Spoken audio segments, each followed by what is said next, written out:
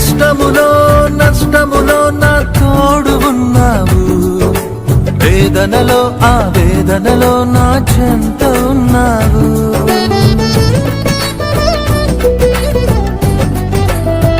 ఆ కష్టములో నష్టములో నా తోడు ఉన్నావు, వేదనలో ఆ వేదనలో నా చెంత ఉన్నావు.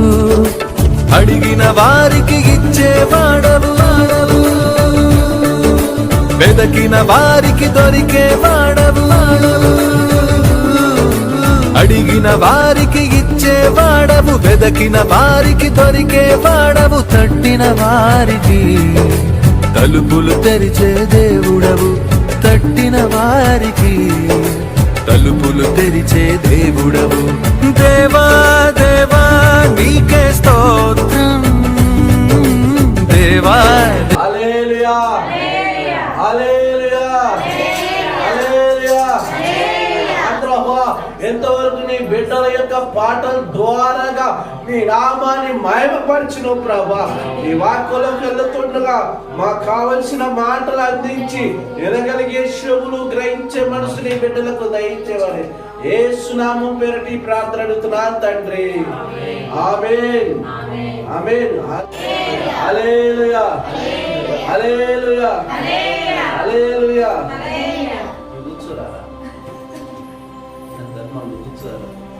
దేవుడి నామానికి మహిమ కలుగును గాక. ప్రియులారా, ఇటు యొక్క సమయంలో కూడి వచ్చిన దైవ బిడ్డలందరికీ మన ప్రభువును రక్షకుడైన యేసుక్రీస్తు దివ్యమైన నామములో హృదయపూర్వకమైన వందనాలు. హల్లెలూయా. ప్రియులారా, యేసుక్రీస్తు ప్రభువారు సమీపించరాని తేజస్సులో నివసిస్తున్నటువంటి ఆ ప్రభువుని ఈ లోకానికి ఎందుకు పంపాడో, ఈ లోకములో ఆయన రావటానికి ఒక కారణం ఉంది ప్రియులారా. ఆయన రావటానికి ఒక సంకల్పం ఉంది ప్రియులారా.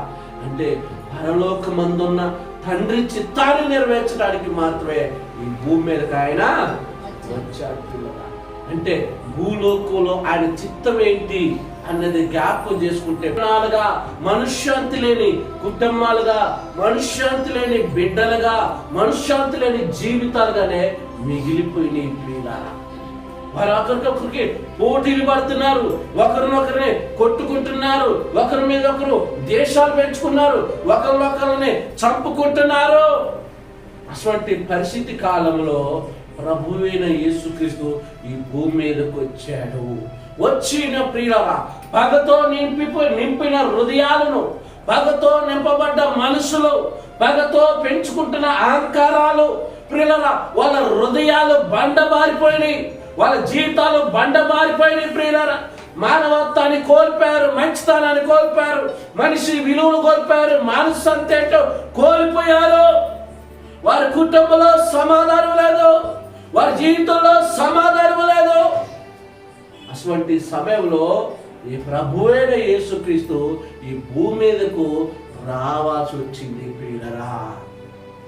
ఎందుకు ఆయన కుమారుడుని ఈ భూమి మీదకు పంపిండంటే ప్రియులారా, అంటే పరలోకమందున్న తండ్రి గురించి చెబుతున్నాడు ప్రియులారా. పరలోకమందున్న తండ్రి ఏమి చెప్పన్నాడంటే, ఇదిగో నీ కొరకు ఎన్ని చేశాడో, నీ కొరకు ఎన్ని కార్యాలు చేశాడో, నీ కొరకు ఎన్ని అద్భుతాలు చేశాడో, నీ పట్ల ఎన్ని ప్రణాళికలు కలిగి ఉన్నాడో, ఆ సంగతులని నా బిడ్డలకి వివరించడానికి, ఆ సంగతులని నా బిడ్డలకు తెలియచేయడానికి తన ఏకైకమైనటువంటి ప్రభు అయిన యేసుక్రీస్తు తన కుమారుని తండ్రి యొక్క ఆలోచనలేంటో, తండ్రి యొక్క ఉద్దేశాలేంటో, తండ్రి యొక్క ప్రేమేంటో, నాయన నా కుమారుడిగా నువ్వెళ్ళి భూలోకంలో నా పిల్లలకి నువ్వేనా చెప్పు అంటే ప్రియులారా, ఆయన చెప్పడానికే వచ్చాడు. ఆయన ప్రియులారా, తండ్రి యొక్క మనిషి ఏంటో మీరు తెలుసుకోవడానికే ఆ భూలోకానికి యేసుక్రీస్తు ప్రభు వచ్చాడు ప్రియులారా. ఎలా వచ్చిండో యేసుక్రీస్తు యొక్క జీవితాన్ని ఒక్కసారి చెప్తే, తండ్రి అన్నాడు కదా, నాయనా భూమి మీద నా పిల్లలందరూ కూడా, వాళ్ళ హృదయాలన్నీ కూడా, వాళ్ళ జీవితాలన్నీ కూడా, వాళ్ళ కుటుంబాలన్నీ కూడా వాళ్ళ మనశ్శాంతి లేకుండా అయిపోయింది. సాతాను వాళ్ళందరినీ పాపంలోకి నెట్టివేసింది. ఏ కుటుంబాన్ని చూద్దామన్నా, ఏ వ్యక్తిని చూద్దామన్నా ఏదో ఒక దానికి అలవాటు అయిపోయారు. వారి జీవితంలో నెమ్మది లేదు, వారి జీవితంలో ప్రశాంతత లేదు, వారి జీవితంలో సంతోషం లేదు, వారి జీవితంలో ఆశీర్వాదం లేదు. నేను కన్న కలలను నిజం నెరవేర్చలేకపోతున్నాను. నేను వారి మీద ఎన్నో ఆశలు పెట్టుకున్నాను, ఆశలని నిరాశే అయిపోయింది. నా కొరకు బతుకుతారని, నన్ను గణపరుచుతారని, నా చిత్తాన్ని నెరవేర్చుతారని ఈ భూమి మీదకి వాళ్ళని నేను పంపాను. కానీ వాళ్ళు నన్ను మర్చిపోయారు, నా చిత్తాన్ని మర్చిపోయి వారు వారి కోసం బతకటమే నేర్చారు. హల్లెలూయా. చెప్పడబడతావా ప్రియులారా? వారందరిని నువ్వు మార్చాలి కుమార్తె, వారందరిని మార్చాలి. నాకు దూరం అయిపోయిన పిల్లలందరినూ తిరిగి నా దగ్గరకు చేర్చాలి. పాపంలో పడిపోయిన వారందరూ కూడా మార్చాలి, వారి అలవాట్లు మార్చాలి, వారి స్వభావాన్ని మార్చాలి, వారి యొక్క గుణాన్ని మార్చాలి అని పరలోకమందున్న కన్న తండ్రి దేవుడు తన కుమారుడు చెబుతుంటే ఆ కుమారుడు పట్ల ఎంత గొప్పగా ఆశ ఉందో ఇప్పుడు చదువుదా ఆ మాట. యోహాను సువార్త 4:34 వచ్చేయడం. యేసు వారిని చూసి ఇదిగో నన్ను పంపాడు, పరలోకమందున్న తండ్రి నన్ను పంపాడు, ఆయన చిత్తాన్ని నెరవేర్చడానికే, ఆయన పని తుదముట్టించడానికే నాకు ఆహారమే ఉన్నది. ఈ రోజు మనం చూడండి, ఆయనకి ఏం ఆహారం అయిందంట? ఆయన చిత్తమును నెరవేర్చడానికి, ఆయన పని తుదముట్టించడమే నాకు ఆహారమై ఉన్నదే. అంటే ఆయన తిని ఆహారాన్ని ఏ విధంగా పోల్చుకున్నాడో, ఆయన తినే భోజనాన్ని ఏ విధంగా వివరించిందంటే, నన్ను నమ్మి లోకానికి పంపిన నా తండ్రి చిత్తాన్ని నెరవేర్చటే, ఆయన పని తుదముట్టించటే నాకు ఆహారమై ఉన్నది. వాళ్ళకి సోటు ఎవరు కూడా ఇయ్యలేదు, ఎవరు కూడా వాళ్ళని ఇంట్లో కూడా వాళ్ళ అందరిని రక్షించడానికి రక్షకుడుగా వచ్చినటువంటి యేసుక్రీస్తు ప్రభుకు సోటు ఎవరు కూడా. పశువుల పాక ఎందుకు మనకి చూపిస్తున్నదంటే, ఆ పశువుల పాక ఏ విధంగా కంపు కొడుతుందో, పశువుల పాక ఏ విధంగా స్మెల్ వస్తుందో, పశువుల పాక స్థితి ఎలా ఉందో, మనిషి హృదయ స్థితి కూడా అలాగే ఉన్నది. హల్లెలూయా. దాన్ని ఊడ్చి శుభ్రం చేయటానికే ప్రభు అయిన యేసుక్రీస్తు పశువుల తొట్టిలో పెట్టిండు. ఈరోజు మనిషి హృదయం ఎలా వేదన చూడండి. యేసుక్రీస్తు ఒక్క మాటకే తండ్రికి లోబడ్డారు. యేసుక్రీస్తు ఎన్ని భరించడానికే ఇష్టపడి ఆవిడ ఒక స్త్రీ గర్భం కొట్టు వచ్చేయండి. పశువుల పాక ఏమైనా ఫ్యాన్లు ఉంటాయండి, పశువుల పాక చుట్టూ ఏమైనా దళ్ళు ఉంటాయండి. ఈరోజు చూడండి, ఈ గెత్తంత సరికే మనం ముసుగులేస్తాం, సరికోట్లేస్తాం, రగ్గులేస్తాం. ఆ రోజులో ఒక్కసారి ఆలోచన చేయండి. ఆ రోజులు ఏమున్నది? ఏమైనా ఉన్నదండి? ఆ పశువుల పాకలు ఏమైనా ఉందా? ఒక్కసారి తడికలు ఉన్నాయా? నిండు చూడాలి మరియమ్మ తల్లి, నడవలేక సుడివడి పోయినయ్యా. నిండు చూడాలి మరియమ్మ తల్లి, నడవలేక సుడివడి పోయినయ్యా. హల్లెలూయా.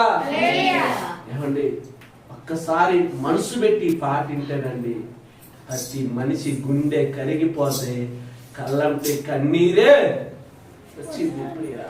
ఈ పాట పాడిన వాళ్ళకి చెప్పాలండి, ఈ సృష్టిలో ఈ లోకమే నీవు మాకు వీచిన సత్రమయ్యా. ఈ సృష్టిలో ఈ లోకమే నీవు మాకు వీచిన సత్రమయ్యా. హల్లెలూయా. మనకి సత్రం ఇచ్చి ఆయనకి సత్రము లేదు. ధనవంతుడై ఉండి కూడా దరిద్రుడుగా మారాడు. ఎవరండి ఈరోజు అంతగా తగ్గించుకునే వాళ్ళు ఈ రోజు ఉన్నారా? మా కావంటుంది, సచ్చినా కదా ఇంటి మొత్తం నేను తొక్కనంటుంది. ఆమె ప్రార్థన పోయి ఆమె ఏమా మరి చూడండి, ఇద్దరు ఒక్క సంఘాన్ని పోయేవాళ్ళు. ఏమంటుందేమో సచ్చినా కానీ చచ్చినకు నేను అన్న నిన్ను మొయ్యటంటే నలుగురు కావాలిగా అన్నా. అప్పుడు అర్థమైంది అదే అన్నయ్య గారు, మరి నిన్ను మొయ్యటంటే అన్నాడు. యేసుక్రీస్తు వంటి వాడే తగ్గించుకుంటే, యేసుక్రీస్తు వంటి వాడే ప్రేమ చూపెత్తంటే, యేసుక్రీస్తు వంటి వాడే సింహాసనం దిగి వస్తుంటే, పరలోకాన్ని విడిచిపెట్టి వస్తుంటే, తండ్రితో ఉన్న బంధాన్ని విడిచిపెట్టి, దేవదూతతో ఉన్న ఆ ఆరాధన విడిచిపెట్టి, కోటి సూర్యకాంతుల స్థలాన్ని విడిచిపెట్టి దీనుడిగా ప్రియులరా ఏమి లేనివాడిగా ఈ భూమి మీదకి వస్తుంటే, ఆయన తగ్గించుకొని ఈ లోకానికి వచ్చి ఆయన తండ్రి సంగతులను బోధిస్తుంటే, ఆ సంగతులను మాత్రం రోసాలు, కోపాలు, దేశాలు, అహంకారాలు, కుళ్ళుబోతులు, కుతంత్రాలు, పొట్టలో సేవలు వచ్చినట్టు ఉంది. ఒక్కొక్క హృదయం తెరుతాయండి ప్రియుల. పైకి మాత్రం ప్రైజ్ లాడే, పైకి మాత్రం వందనాలే, పైకి మాత్రం చక్కగా పాటలు పాడతావు, పైకి మాత్రం చక్కగా ప్రార్థన చేస్తావు, పైకి మాత్రం బైబిల్ బాగా చదువుతావు, కానీ నువ్వు హృదయం తెరిస్తే యేసు క్రీస్తు ఆయన మన గురించి వచ్చాడు. మన యొక్క జీవితాన్ని మార్చడానికి వచ్చింది, మన కుటుంబాన్ని మార్చడానికి వచ్చింది, మన పిల్లలను మార్చడానికి వచ్చింది. ప్రియుడా, ఆ పశువుల పాకలో, పశువుల తొట్టులో పడినప్పుడంట నలుమూలలో సరిపడుతున్నగానే సహించుకున్నాడంటండి యేసుక్రీస్తు ప్రభు. మనం సహించుకున్నాం. ఎక్కడికైనా మా ప్రార్థనకు రాయటమంటే అబ్బా చలి పెడుతుంది, చలి పెడుతుందా? ఈరోజు యేసయ్య మనల్ని ప్రేమించిందండి, ప్రేమించి ఆయన మన గురించి అంతగా తగ్గించుకుంటే ఈరోజు మనం ఎందుకు తగ్గించుకోలేకపోతున్నాం, ఎందుకు లోబడలేకపోతున్నాం, ఎందుకు ఆ ప్రేమ చూపించలేకపోతున్నాం? ఒక్కసారి ఆలోచించేయండి. మనలో కోపాలు పెంచుకొని, మనలో ప్రియులారా అన్ని పెంచుకొని చివరికి మనం ఏం సాధిస్తాం? ఏమైనా సాధించేది ఎవరుందా? ఎవరి మీద కోపం పెంచుకున్నా, ఎవరి మీద కుట్ర పెంచుకున్నా, ఎవరి మీద స్వార్థం పెంచుకున్నా, ఎవరి మీద పగ పెంచుకున్నా, ఎవరి మీద కుళ్ళుబత్తి పెంచుకున్నా, ఎవరి మీద గొడవ పెట్టుకున్నా, మనం ఎవరు సాధించేది ఉందా మన జీవితంలో? ప్రియులారా, అలెగ్జాండర్ చక్రవర్తి మీ అందరూ తెలిసిన ఆయన ప్రియులారా, ప్రపంచాన్ని జయించినవాడు, ప్రపంచాన్ని జయించినవాడు, రాజుల అధికారులను జయించినవాడు. యుద్ధంలో నాకు తిరిగే లేదన్నాడు, యుద్ధంలో నాకు ఎదురే లేదన్నాడు ప్రియులారా. కానీ ఒక్క దోమ గుర్తాన్ని మూలన పడ్డాడు, ఒక్క దోమ గుర్త మూలన పడ్డాడు ప్రియులారా. హఠాత్తుగా చచ్చిపోయింది. ఎందుకు చెప్తున్నా అంటే ప్రియులారా, ఈ దేశాన్ని రాజులే కాదు అధికారులే వేరిన అందరూ కూడా ప్రియులారా కాలగర్భంలో కలిసిపోయారు ప్రియులారా. అందుకనే ప్రభు ఎప్పుడు చెప్తున్నారు ప్రియులారా, తాను తగ్గించుకున్నవాడు. ఈరోజు యేసుక్రీస్తు హెచ్చించబడుతున్నాడంటే, యేసుక్రీస్తుని గురించి మనం గొప్పగా చెప్పుకుంటామంటే ఆయన ఎంతగా తగ్గించుకున్నాడంటే పశువుల తొట్టిలో కూడా ఉండటానికి ఇష్టపడ్డాడు. మనం ఉంటాం ఎంత హృదయాన్ని చూసుకోండి, మన హృదయం మాత్రం మనం చూడమండి. మన హృదయం ఎలా ఉందో, మన జీవితం ఎలా ఉందో ఇది చూడం. వాళ్ళు వీళ్ళు ఏళ్ళ వాళ్ళ వీళ్ళ వాళ్ళ అంటావు ప్రియులరా. చివరికి నీ ఇంటికాడికి వచ్చే కాలం నీకెంత వాసన వచ్చి నీకు ఊరు చేయాలి. ఎందుకంటే ప్రియులరా, కాకి పిల్ల కాకే ముద్ద అన్నట్టుగా హల్లెలూయా యేసుక్రీస్తు ప్రభు ఈ లోకానికి వచ్చినాక ప్రియులరా ఎంత గొప్ప రక్షణ వచ్చిందంటే తెలుసు ప్రియులరా, నేను నా తండ్రి చిత్తమును నెరవేర్చటే ఆయన పని కృదమంటించడమే నాకు ఆహారమై ఉన్నదన్నాడు. దాని అర్థం ఏంటో తెలుసా ప్రియులరా, పొగులంతా ఆయన సువార్త చెప్పేది, రీతులంతా ప్రార్థన చేసేవాడు. పొగులు ఆయన దగ్గరకు ప్రతి ఒక్కరు కూడా సేకరించిండండి. ఆయన దగ్గరకు వచ్చిన ప్రతి ఒక్కరిని ప్రియులరా కులం అడగలేదు, మతాన్ని అడగలేదు, రంగు అడగలేదు, ప్రాంతాన్ని అడగలేదు, భేదం అడగలేదు, ఏది ఆయన అడగలేదు ప్రియులరా. ఆయన అడిగింది ఒకటే, నీ విశ్వాసమే నిన్ను, నీ నమ్మకమే నిన్ను స్వస్థపరచును. నమ్ముట నీ వల్ల నమ్ము వారికి సమస్తం అంటే యేసయ్య ఈ లోకంలోకి వచ్చినాక ఈరోజు ప్రియులరా ఎన్ని జీవితాల్లో మార్చబడ్డాయి చూడండి. ఒకప్పుడు నేను బాగా తాగాను, ఈరోజు యేసయ్య నమ్ముకోసం తాగులు భోజనం చేశాను. ఒకప్పుడు నేను భార్యను బాగా కొట్టేవాడిని, ఈరోజు యేసయ్య నమ్ముకొని కాల్చి భార్య అనే కొత్తగా పెళ్లి జంటగానే ఉన్నాం. ఒకప్పుడు మత్తకి నాకు అసలు పడపోయేది, చిటికి మాటికి చిటిపట్లే, ఈరోజు యేసయ్య నమ్ముకొని కాల్చి అత్తే నాకు తల్లిగా ఉంటుంది. ఈ మార్పులన్నీ ఎలా వస్తున్నాయి? ఒకప్పుడు యవనస్తులు వాడు సినిమా చూసేది, తిరిగి వచ్చేది. ఈరోజు యేసయ్య నమ్ముకున్నాక నేను యేసయ్య సన్నిధిలో ఉంటున్నాను. ఒకప్పుడు నేను అన్ని తిరిగా అంత ఇష్టం వచ్చినట్టుగా తాగాను, తిరిగాను, దొంగతనం చేశాను. కానీ యేసయ్య నమ్ముకున్నాక నా బతుకు మారింది. యేసయ్య నమ్ముకున్నాక నా ఆలోచన మారి, యేసయ్య నమ్ముకున్నాక నేను తోటి వారిని ప్రేమించడం నేర్చుకున్నానని ఎంత గొప్ప గొప్ప సాక్ష్యాలు చెప్తున్నారంటే యేసయ్య మాటలే ప్రియుల. ఏ మాటలంట? యేసయ్య మాటలే. ఆయన దగ్గరికి కుష్ఠరోగులు వచ్చారు, స్వస్థపరిచారు. గుడ్డివారు వచ్చారు, స్వస్థపరిచాడు. ఓసకాలవాళ్ళు వచ్చారు, స్వస్థపరిచిండు. ప్రియులారా, ఆయన చనిపోయిన వారి సైతం కూడా ఆయన స్వస్థపరిచిందంటే ఎంత గొప్ప దేవుడు. ఒకసారి చప్పట్లు కొడదాం ప్రియులారా. హల్లెలూయా. ఈరోజు ఈ ప్రార్థన కూడిక ద్వారా మనం నేర్చుకోవాల్సింది ఒకటే, యేసుక్రీస్తు కుమారుడే తగ్గించుకుని వచ్చినప్పుడు మనం తగ్గించుకోవాలి. కుమారుడే తండ్రి చిత్తాన్ని నెరవేర్చడానికి వచ్చారు. మరి మనకు కూడా బాధ్యత ఉన్నది, మనకు కూడా భారము ఉన్నది. నేను తండ్రి చిత్తాన్ని నెరవేర్చాలి, నేను నా ఇంటి వారు దేవుణ్ణి స్తుతించాలి అన్న ఆశ మనకు ఉండాలి ప్రియులరా. ఆలోచన మనకు ఉండాలి ప్రియులరా. యేసుక్రీస్తు వచ్చిన ఆయన ప్రయాస వ్యర్థం కాలేదు. ఆయన కష్టం ఈరోజు ఇన్ని కోట్ల మంది రండి ప్రియులరా. ఈ డిసెంబర్ నెల ప్రియులరా, మీరు ఏ దేశంలో అడుగుపెట్టినా, ఏ పట్టణంలో అడుగుపెట్టినా కానీ ఇంటి మీద స్టార్ కనపడిద్ది, ఇంటి మీద లైటింగ్ కనపడిద్ది, మగోళ్ళు కలగా కనపడిద్ది. అప్పు సప్పు తెచ్చే ఇంటి మీద స్టార్ పెడతారు. హల్లెలూయా. నేను క్రైస్తవుడినే. నిజంగా ఎంత సంతోషం. ఒకసారి అంతేండి, ఆ స్టార్ పెట్టినప్పుడల్లా ఆకాశంలో ఒక నక్షత్రం ఉండేది. ఆ నక్షత్రం ఒక స్టార్ గా ఈ స్టార్ పెట్టుకుంటాం ప్రియులారా. కొంతమంది పిల్లరా ఆ ఎల్లకి మంచిగా సున్నాలు వేస్తుంటే పిల్లరా ఎంత ఆనందంగా ఉండిద్ది. ఆ లైటింగ్, ఆ స్టార్ చూసినప్పుడు ఏమనిపించింది అంటే యేసయ్య మన కోసము ఉంటాడు. హల్లెలూయా, హల్లెలూయా.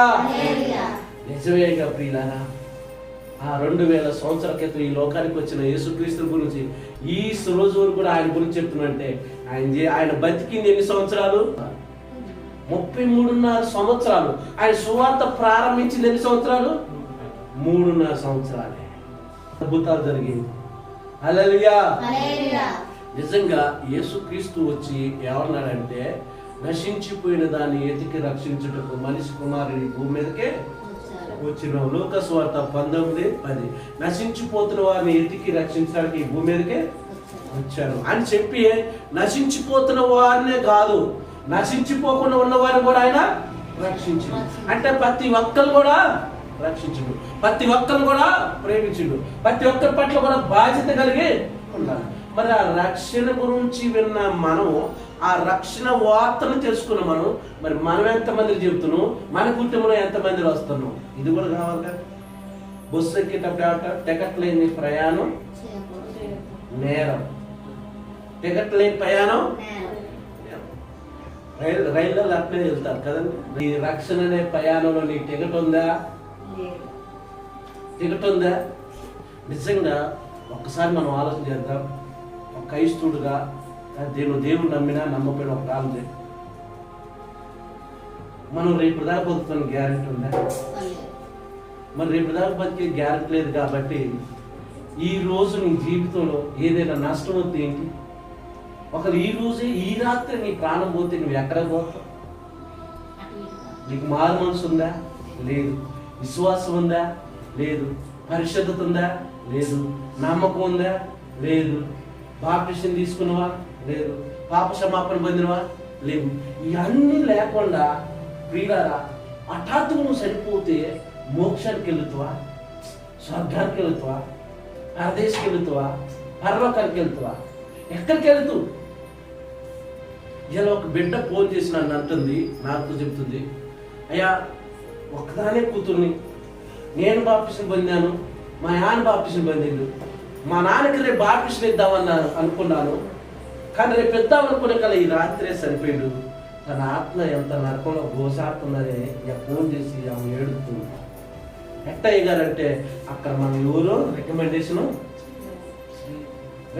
ఉందా? దేవుడు అడిగాడు ఇదేంటి? బస్సు ఎక్కడ టికెట్ డ్రైవర్ కేంద్రం అడిగేది ఏంటి? ఏ ఊరు పోతావు అమ్మ? అంతే కదా, పలానా ఊరు అంటూ. మరి హల్లెలూయా, హల్లెలూయా. నిజంగా ఎవరు శృతికి ఎందుకు ఇచ్చారు అనుకున్నావు? నాకు ఇదే టెన్షన్, భయమైంది. ఎందుకంటే మన బిడ్డలకి మన కొడుకులకి వాడికి బట్టలు ఏదని కొనిస్తాం, వాడికి కావాల్సిన భోజనం పెడతాం, వాడికి కావాల్సిన ఏదని కొనిస్తాం.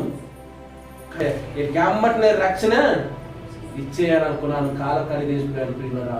ఆ రోజు మన సుజాతగా ఉంది, ఇంకా 4-3 వచ్చారు. ఆ రోజు ఎమ్మంటే తెగిరిపల్లి కాలంలో బాప్టిస్ట్ ఇటు వాళ్ళకే. ఎందుకంటే ఇక నాకు ఒక ధైర్యం ఉంది, ఒకరు నా కాడ లేకపోయినా ఒకరు ఈ లోకాన్ని విడిచిపెట్టినా ఎక్కడుంటారు, నేను ఒకరోజు ఎక్కడికి వెళ్తా, అక్కడ కలుసుకుంటాం కదా. అదే కానీ వాళ్ళు తీసుకోకపోతే వాళ్ళకి నాకు మధ్య పెద్ద అగాధం ఉంది. ఈ లోకంలో వాళ్ళతో ఉండొచ్చు కానీ పరదేశంలో వాళ్ళతో మాత్రం ఉండలేదు. అప్పుడు నాకు ఏమనిపించింది అంటే, నేను పరలోకంలో ఉండి నా పిల్లలు నరకులు ఉంటే ఏనాయం? అవునా కదా? ఇది గ్యారెంటీ లేని జీవితం కదా, గ్యారెంటీ లేని జీవితం కదా. ఎందుకంటే ఇప్పుడు ఈ రోజులు బాగలా, పరిస్థితులు బాగలా. అందుకని చెప్తున్నాను, ఒక సేవకుడిగా మీ మంచి కోరి మారు మనసు పొందాలి. ఏం పొందాలి? మారు మనసు పొందితే మీకు టికెటే అవసరం. ఏడా సెల్లో బుకింగ్ చేసుకున్నాం, బస్సు ట్రైన్ బుకింగ్ చేసుకుంటే ఏమైతే ఆ సీట్ ఎక్కడికి పోదు. రేపు ఓరైనా వచ్చి ఆ సీట్ నాదన్నా కానీ కుదరదు, ఎందుకంటే ఆల్రెడీ మరి ఈ లోకం నుంచి ఆ లోకానికి పోతే నీకు బుకింగ్ ఉందా? బుకింగే మారు మనసు, బుకింగే బాప్టిస్ట్. యేసయ్య కూడా అంటాడు, ఎంతకాలం టికెట్ లేకుండా ప్రయాణం చేస్తావు, ఎంతకాలం నేరస్తుడుగా. అందుకనే కానీ చాలా మంది ప్రభు బలారాధనలో పాల్గొపోతున్నారు. చాలా బాధ కలిగిందండి. ఇంత చేసి ప్రభు బల్ల అంటే ప్రభు యొక్క రొట్టెకు, ప్రభు యొక్క ద్రాక్షరసానికి మనం దూరం అవుతున్నట్టు ఆయనతో మనకి పొంతం లేకుండా అయిపోతుంది కదా. ఏదో చుట్టాలకు వచ్చి వెళ్ళిపోయినట్టుగా ఉంది.